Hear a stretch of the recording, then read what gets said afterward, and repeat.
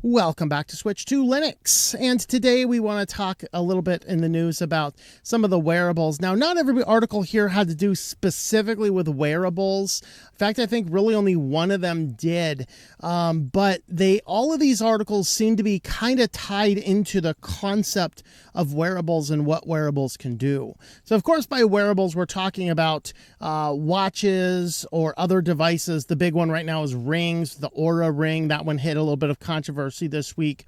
And these devices, they are doing a lot of biometric tracking, location tracking, a bunch of things. And nearly every single one of them syncs that data by default to the server. In fact, I can't say, let's take that data from this device and put it on the phone and only on my phone. It always has to go to the server for the app to interpret the data. Now, there are obviously some benefits and uses. Sometimes knowing how many steps you get in a day is helpful. I actually wear a watch that has a pedometer on it. This is a Garmin Forerunner, and at this time, when this watch was made several years ago, you did not have to sync the thing to an app. Most of the Garmin things now, you have to have the companion app, which has to have location, it has to have GPS, it has to have your phone number, it has to have your email. And I said, I don't have to have this garbage piece of hardware. I would not recommend a Garmin because of how much data it forces you to have just to set the thing up. Even if you just get it set up and then turn all that kind of stuff off, you're still giving stuff over. You are, that's the type of stuff, Louis Rossmann pushes against for very good reason. Stop giving them incentive. If everybody in the world stopped buying Garmin and said, it's because we have to give all of this data to you, maybe Garmin might turn around and stop doing that. But anyway, all that to say, this watch, I can look at the end of the day. I can see what is the, heart rate over the last 4 hours. I can look at how many steps I did for the last week or so. I think it's either a week or 10 days. I have an activity tracker, how many estimated calories you burn during rest versus being active. There's how many minutes have you had an elevated heart rate for exercise? And then you can track, a number of different runs on the thing. That's useful information for some instances. And there's also been a resurgence in utilizing these in like Medicaid, Medicare programs where, it's kind of tricksy. It's a tricksy little habits. But what they'll do is, hey, use this and we get a little bit of premium discount or some other benefit or feature. And should be a warning sign. If you're being given some extra benefit or feature for using the high-tech surveillance device, maybe you should think twice about utilizing the high-tech surveillance device. But a lot of seniors don't know this. The benefit, though, is they can wear this thing and they can set the app up to communicate directly with the doctor's office so they can actually get a more detailed picture of your health in real time. That can be useful information. And in fact, I like that type of approach provided I have full control. In fact, I'm such a weirdo in that I have blood pressure cups, I have blood sugar test kits, I have a bunch of things like that. So over the years, I have routinely kept logs. I have logs of what my blood sugar has been, since I'm not diabetic or anything, then it's not really showing up. But guess what? If I start to notice an increase in elevated blood sugar over time, I might want to do something about that, whether look at the holistic or alternative approaches to control blood sugar or talk to some alleged expert in some white coat or something. But it gives me the options to know what I am doing. And so it's useful in those cases. My biggest problem with these wearables is every single one of them syncs all of that data to somebody else's cloud. And then that data in someone else's cloud is used for the interpretation. This means it's open to be sold. And while these companies, and we will look at the response from oh, is it on here? Looking. Oh, yeah. Okay. We'll look at the Aura's recent backlash, which is the smart ring, and they had some connections to Palantir and some connections to the government. We'll talk briefly about that and what they said about that. But what we're seeing is that all of those things all go up, and they say, well, we don't sell your data, we don't share your data, it's your data. The problem is, though, is the terms of service basically say, yeah, well, if you're selling the company, that's not the case. Look at Radio Shack. They had like the biggest collection of names and addresses and phone numbers of anybody. That's why everybody wanted, they wanted to buy the Radio Shack name for the asset of the contact list. And so it caused a court case. Do people actually get this? 23andMe is embroiled in this. A failed DNA test kit system now has all of this private DNS data for everybody. DNA data. DNS. I'm a network guy so these days.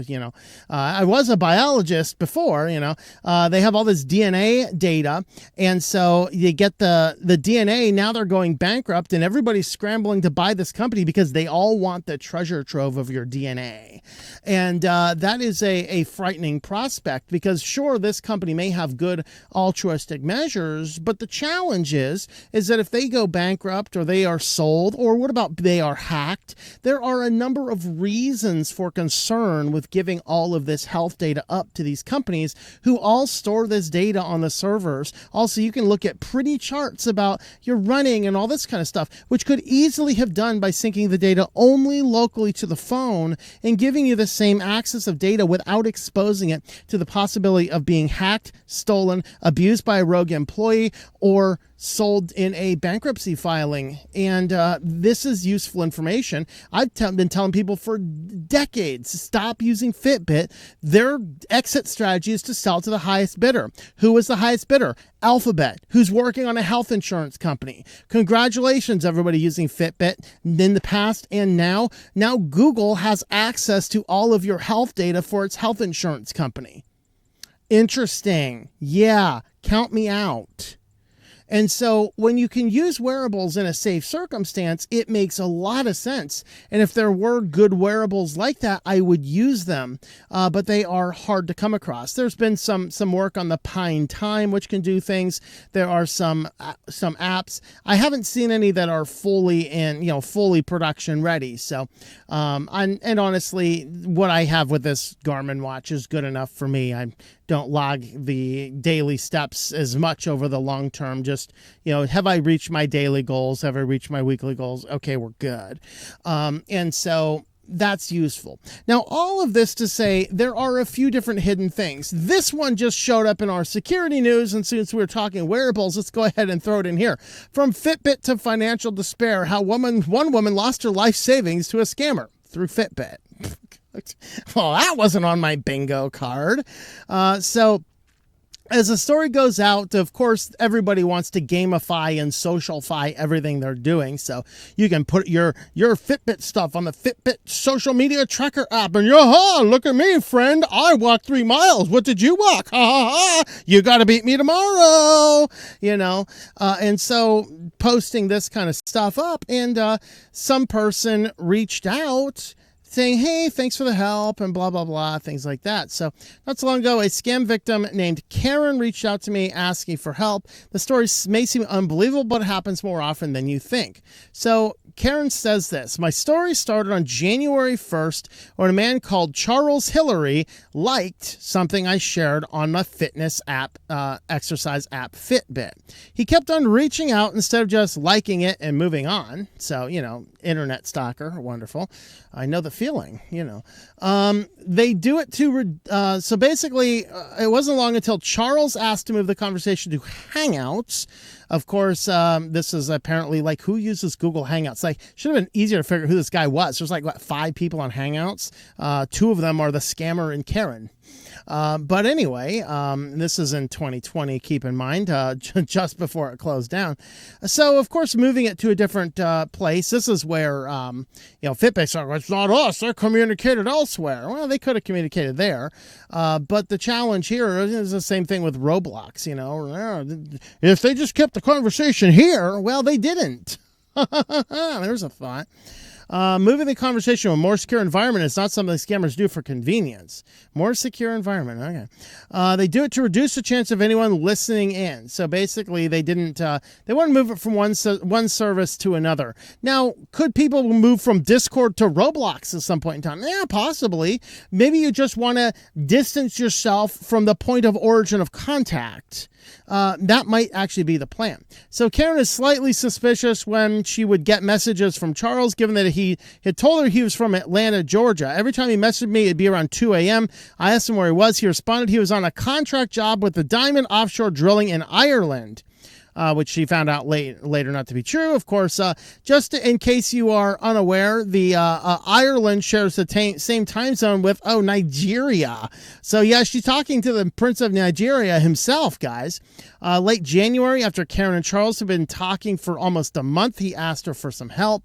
Charles said he had lent his friend, also in the oil drilling business, a lot of money. His friend had paid him back, but he had left the box with a security company called DMAG Security. He said the security company was closing and needed him to get his box. He asked me to be the recipient, and I asked him lots of questions, ultimately agreed since it would not cost me anything, and I would place it in his bank at my local branch of Bank of America. Okay, so there's so many red flags here already. Yes, random person meets me on social media and wants me to get a bank box for him. I'm sorry, there are flaming red flags spinning around me like a ballerina dance. And so I don't have a whole lot of sympathy, but at the same time, people fall for this.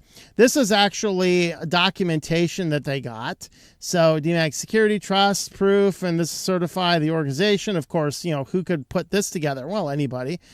Did we even look up who this company is? I don't know. Once the scammer found an angle and the victim is invested, the costs typically grow. This is when the nightmare began. The box immediately cost me $3,900 for shipping. Wow, shipping a box? If it was cash, they should have just opened it up and taken the $3,900 out. That'd be great, After that, Karen was asked by the security for the money for the various forms. Charles told her all the forms should be secured, but the money was placed in the company. He played innocent through it all, and this is when the forms are expensive. So okay, if somebody says you need to fill out paperwork and it's going to cost you $25,000 to $60,000 to fill out the paperwork, peace out, yo. This is a scam, but I guess some people don't know about that. So Charles gave Karen several separate reasons why he's not able to get the money. His bank account had been frozen due to money laundering. Well, there's a warning. Okay, the red flaming flags have now exploded into fireworks surrounding me entirely. Yes, my bank account has been frozen due to money laundering. Would you get my money box? No. His ex-wife had taken lots of his money, so he froze the account until he could return in person. He had illegally done oil drilling in Russian waters and made a lot of money also in the box and could just not let anyone find out where, or he'd go to prison. So yeah, I'm going to engage in a conspiracy to hide your crimes from Vladimir Putin. Okay, wonderful. So at this point in time, she owes $65,000. She was borrowing money for all this kind of stuff. So, the point of all this, it just kind of started on Fitbit, but I want to talk more about this story here, though. This one, ringmaker Oura CEO addresses recent backlash, says future is a cloud of wearables. So what happened is information came out that there was a partnership announced between Oura, which is a smart ring company. Basically, you can buy these. I saw them at Target, I think. They probably have them at Walmart and Best Buy and stuff. You basically get the ring and you put it on, and it's basically the one ring to rule them all. We did a video about Oura actually when it was first announced. You have to tie it to an app which has to have all of that stuff enabled, probably the same thing as Garmin does, and sends all of your data on up to the cloud. And so what they end up doing, a Department of Defense, and there's also some connections to Palantir. So, of course, we did an in-depth video on Palantir. If you did not watch it, you should probably watch that one because we really covered into what they really are, It's just a weird company. It's simply a weird de-siloing company. That's effectively what Palantir is. And that in and of itself is problematic, particularly in government. We want a lot of silos. The silos and the bureaucracy is what protects us against government abuse, no matter who is in whatever offices. And so what he actually comes out and says that they had a contract with DoD, but this contractor requires them to run the enterprise solution in a separate secure environment, and the government does not have any access to any of the main data. So this is why I think where some people just get a little bit hypersensitive is just because the government struck a deal with some company does not mean that the government has full access to the company's servers. That's really not the case. Although, you know, if they have this big lucrative multi-million-dollar contract that goes, so tell me where that switch to Linux guy was last week. You have data on him, right? You know, then they would probably be a little bit more amenable to helping out their biggest client. That is a possibility, but or their most powerful client. So there is obviously some degree of concern, but they do not explicitly have access to everything. So the problem is that how much data the rings collect. Now, what's DoD using it for?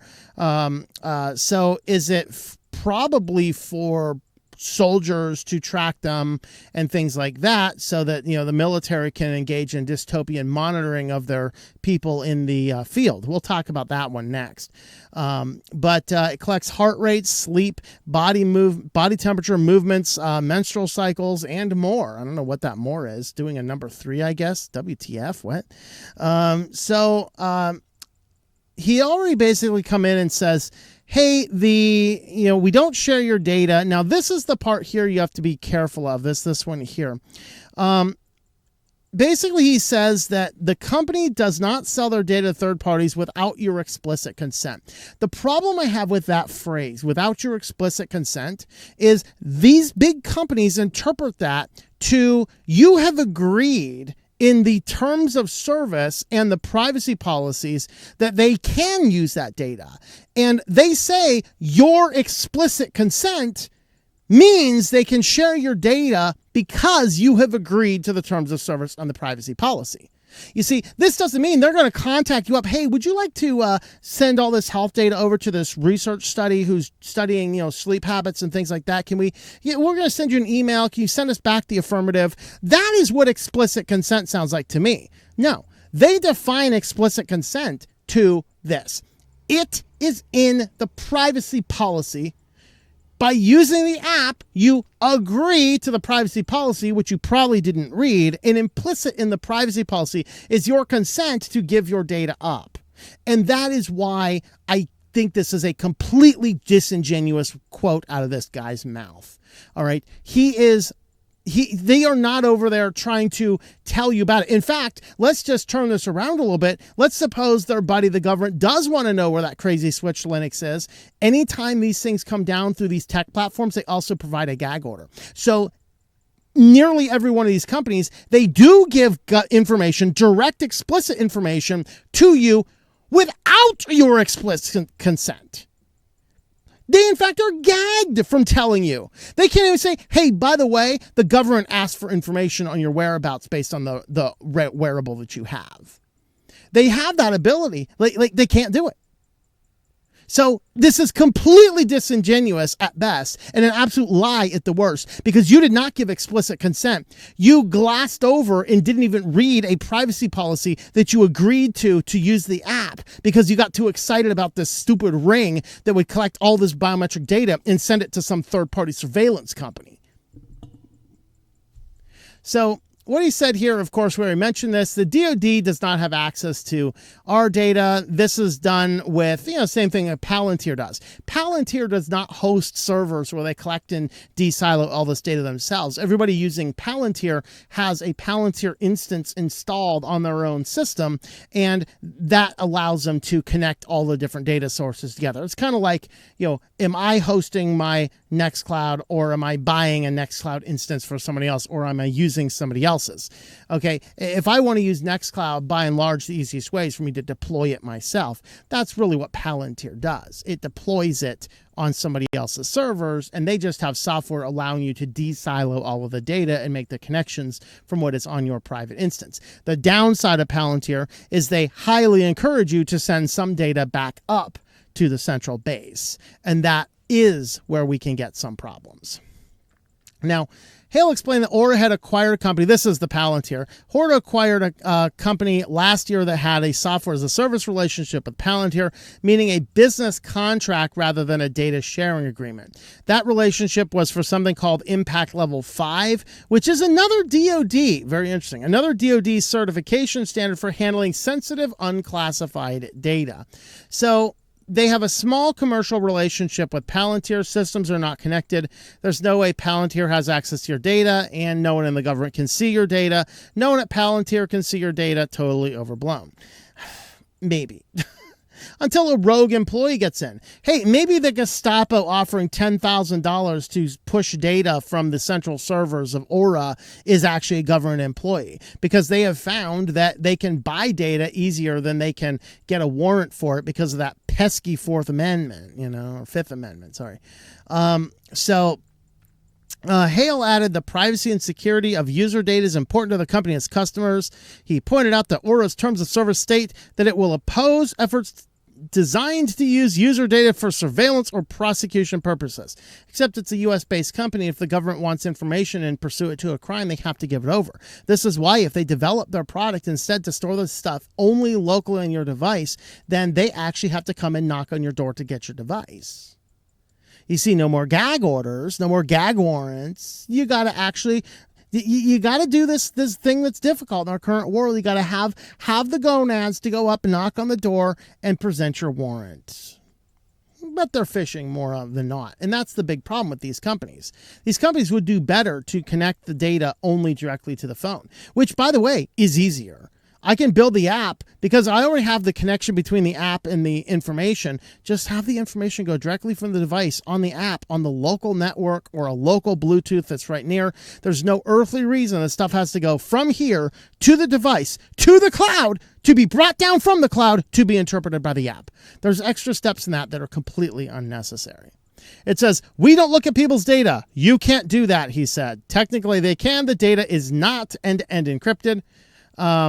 Data is encrypted in transit. Actually, that is end-to-end encrypted. It is not encrypted at rest.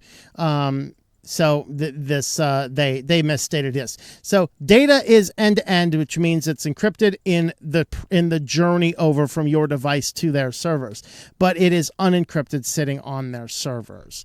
Okay, data is encrypted in transit between the app and the cloud using TLS 1.2. Of course, once it's on their servers, yes, they can see it.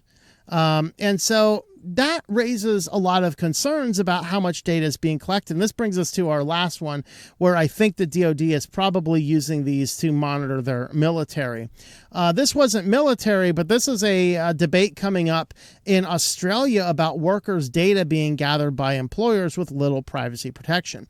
Now, sometimes this is done with wearables. Sometimes this is done with devices and phone apps. Most of this is dealing with phone apps, which is a big problem because you'd have to have this app on your phone which can see personal and private data that is not related to your job. You see, if you want to measure where I'm at throughout the course of the workday, I can come in and put my ring on when I'm in the building, connect that only to the local services, only through the local network, no internet connectivity allowed, and then they can have some crazy psychopathic stalker up there, who's just monitoring everybody, probably investing in tissues, and that person up there is going to be able to watch everybody and going on. And then at the end of the day, when you're off duty, you take your ring off, put it in your drawer, and you're free from surveillance.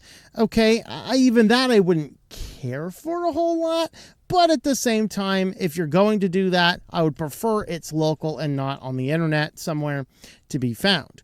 Okay, the problem here is that they're using phone apps because phone apps are easy and phone apps can be used for harvesting data. So what they have here is, in this particular one, they're looking at this Commonwealth Bank app. So the employee here needs to use an app on the phone to get into the office. Those days of just going up with a little, like, you got your company ID, and your company ID has an RFID chip, and you just go near it with your card, and boom, the door unlocks. No problem at all. No.